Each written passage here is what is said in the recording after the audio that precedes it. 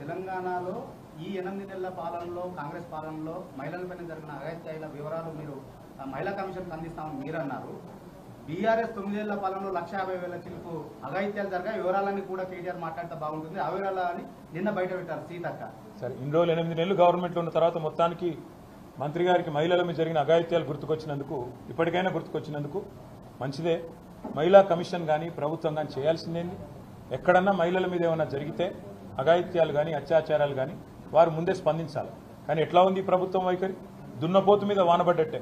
అక్కడ కొల్లాపూర్లో ఒక చెంచు మహిళ మీద అఘాయిత్యం జరిగితే మా నాయకురాలు సత్యవతి గారు, సబిత గారు, మా నాయకులు మరి జనార్దన్ రెడ్డి గారు, గోవల బాలరాజు గారు, బీరం హర్షవర్ధన్ రెడ్డి గారు అందరూ పోయి ఆ అమ్మాయిని నాగర్ కర్నూలు ఆసుపత్రిలో చేర్పించేదాకా స్పందన లేదు.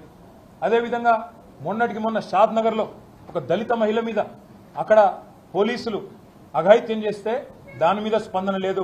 చివరికి మా నాయకురాలు సబితా ఇంద్రారెడ్డి గారు పోయి గొడవ చేస్తే, మా ఆర్ఎస్ ప్రవీణ్ కుమార్ గారు పోయి గొడవ చేస్తే మొన్న మధ్యన ఆ పోలీసులను సస్పెండ్ చేసింది. ఒకటి కాదు, ఇవాళ చెప్పమంటే ఎన్ని అఘాయిత్యాలు ఎన్ని అత్యాచారాలు జరుగుతున్నాయో తెలంగాణలో 8 నెలల్లో మీరే మీ కళ్ళ కట్టినట్టు చూడొచ్చు. మహిళా కమిషన్ అయినా రాష్ట్రంలోని శాంతి భద్రతల విభాగం పోలీసులైనా చేయాల్సిన పని ఏందండి? వాళ్ళు చేయాల్సిన పని మొదలు ఖచ్చితంగా రాష్ట్రంలో మహిళలు కానీ పిల్లలు కానీ రాష్ట్రంలో ఉండే మా అన్న తమ్ముళ్ళు కానీ ఇక్కడ ఉండే కుటుంబాలు కానీ శాంతియుతంగా బతికే విధంగా చూసుకోవాలి. ఆ తెలివి లేదు. హైదరాబాద్లో మర్డర్లు అవుతుంటే ఆపేసి తెలివి లేదు. హైదరాబాద్లో ఇన్ని అఘాయిత్యాలు జరుగుతుంటే దాన్ని పట్టించుకునే నాదుడు లేడు. రాష్ట్రానికి హోంమంత్రి దిక్కు లేడు. మేము పొరపాటున నోరు జారి ఒక మాట అంటే దానికి ఆల్రెడీ నేను క్షమాపణ కూడా చెప్పిన. ఇక ప్రపంచంలో ఇంతకంటే పెద్ద సమస్య లేనట్టు దాన్ని సమస్య చేసి కావాలని దానికి రాజకీయ రంగు పులిమి ఇవాళ ప్రయత్నం ఏదైతే చేస్తున్నారో నేను మంత్రి గారికి ఒకటే చెప్తా ఉన్నా.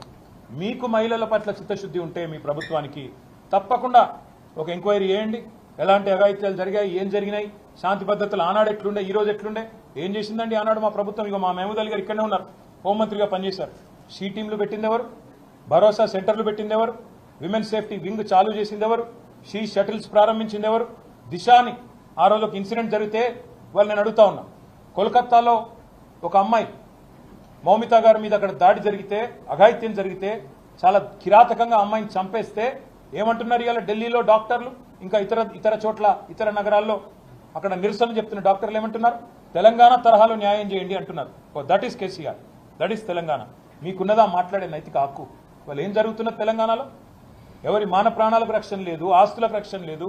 తెలంగాణలో విచ్చలవిడిగా ఇవాళ కిరాతకంగా హత్యలు జరుగుతుంటే పట్టించుకునే నాదుడు లేడు, హోమ్ మినిస్టర్ లేడు. వీళ్ళు మాట్లాడతారా? తప్పకుండా అన్ని విషయాలు ప్రజల దృష్టిలో పెడతాము.